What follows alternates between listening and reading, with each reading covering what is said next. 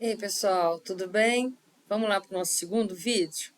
Então, vou tentar fazer um vídeo mais curto hoje, né? O primeiro foi gravado já, está disponibilizado, e a gente vai continuar falando sobre esse livro aqui. Não tenho a menor pretensão de gravar vídeo sobre ele por completo, não tem jeito, né? Mas tudo o que a gente conseguir ler, gravar e comentar, eu acho que já é bacana para a gente iniciar esse debate e para as pessoas conhecerem o livro também, né? Agora, nada disso substitui a leitura, né? Por mais que eu conheça o texto, a minha leitura pode ser atravessada aí por várias coisas, né? Então, é importante que vocês tenham a possibilidade de ter contato com a obra, leiam a obra, né? Enfim. Vamos lá, nós vamos começar na página 34, no primeiro parágrafo, a gente foi até o iniciozinho da 34, com o final de um parágrafo da página anterior. E a gente vai até o tópico solitários, que é o primeiro tópico depois dessa pequena introdução. Olha que bacana, né? A gente está falando de uma autora de 200 anos atrás, que é considerada até uma conservadora, mas que busca análise por diversidade. Então, a gente tem vários elementos característicos que vão mostrar a contingência, como que existem poucas coisas que são universais, organizações que a gente pode considerar que a gente consegue vê-las, ainda que com a roupagem diferente, mas elas estão ali, por exemplo, casamento, né? Em várias regiões do globo.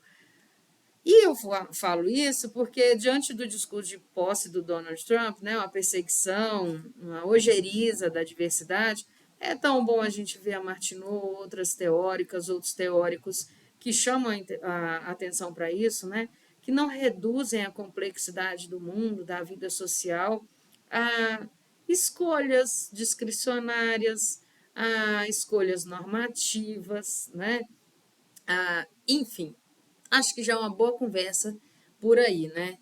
E olha que as promessas não não se avizinham de forma boa, agradável, né? Diante de tantas ameaças e tantos decretos insanos, para dizer o mínimo, né? Sobre o que é aquela cerimônia de posse. Muito interessante, vou aproveitar já de uma vez, falando sobre diversidade, a bispa de Washington, né?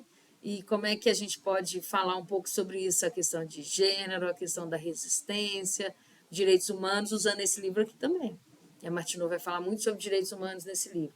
E tem uma questão aí interessante também, porque a Martineau está exatamente falando sobre o protecionismo dos Estados Unidos nesse livro e falando que ele copia a receita do velho mundo, quando na verdade deveria agir de forma diversa.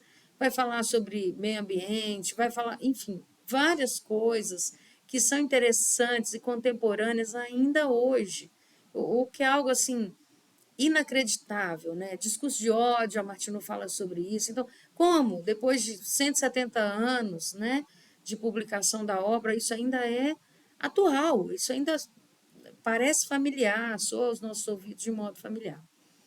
E a Martino vai fazer uma, acho que um elogio, a gente pode chamar assim, às múltiplas formas de existir e as múltiplas formas de relacionar com a natureza, né?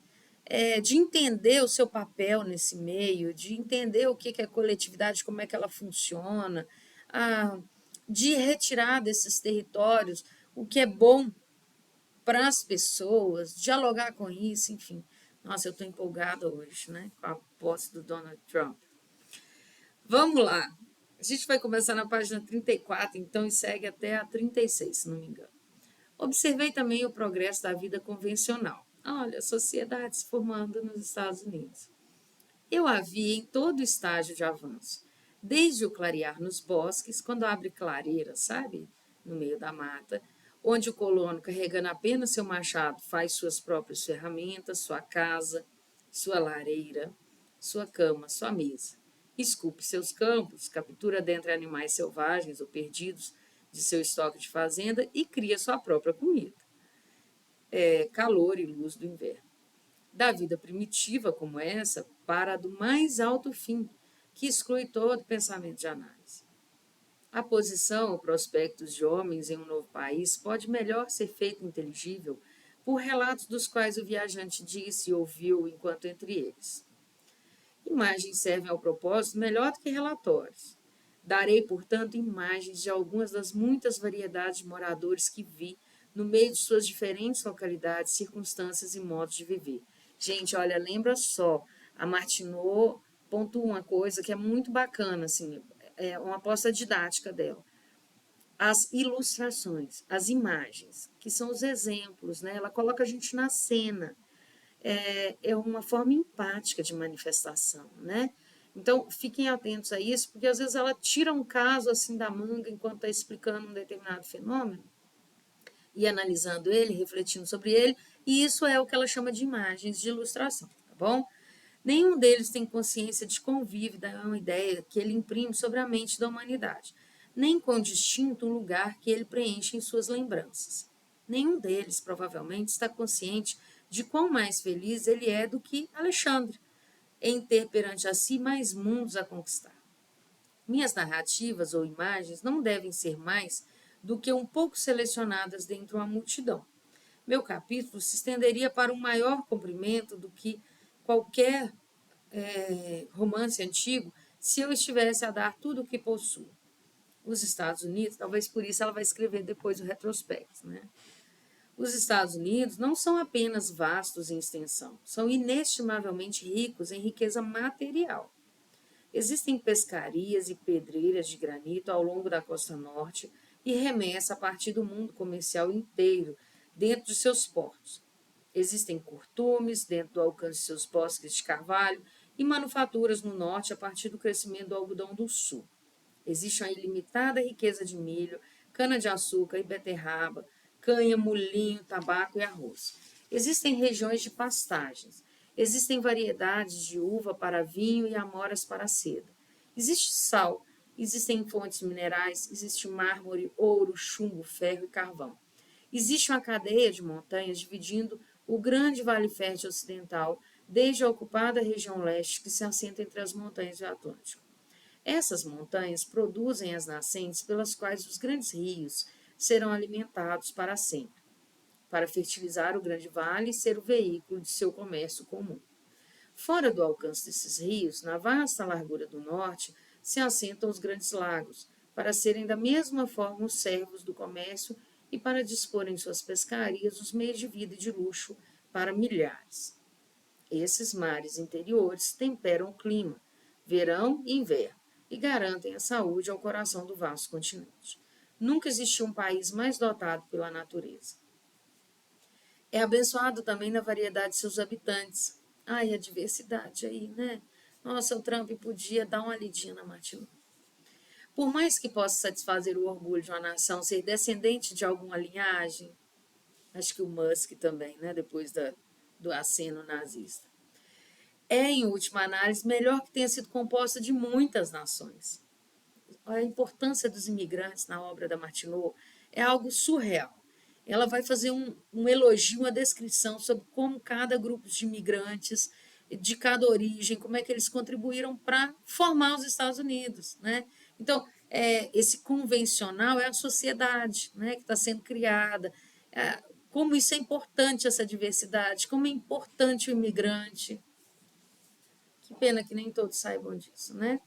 A mistura de qualidades físicas e intelectuais, a absorção de preconceitos nacionais, o aumento de recursos mentais, ao final, serão descobertos altamente propícios para a elevação do caráter nacional. A América se encontrará amplamente abençoada nesse caminho, por mais que possa agora reclamar muito da imigração de estrangeiros. Isso desde o início, né, já reclamava. Ela reclama de alguns pela pobreza deles, mas tais trazem um desejo de trabalhar e uma capacidade para ocupação. Ela reclama de outros por sua chegada de países governados por um despotismo, mas é o amor da liberdade que eles não podem usufruir em casa que os traz a tais. Ela reclama de outros que mantêm sua linguagem nacional, seus costumes e seus modos de pensar enquanto usam seus privilégios de cidadania.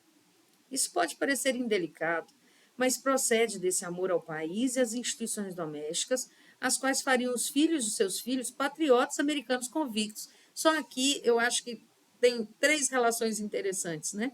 Primeiro, quando a bispa pede misericórdia, é o que se pede para um rei, né? Não para o presidente, né, de um Estado democrático.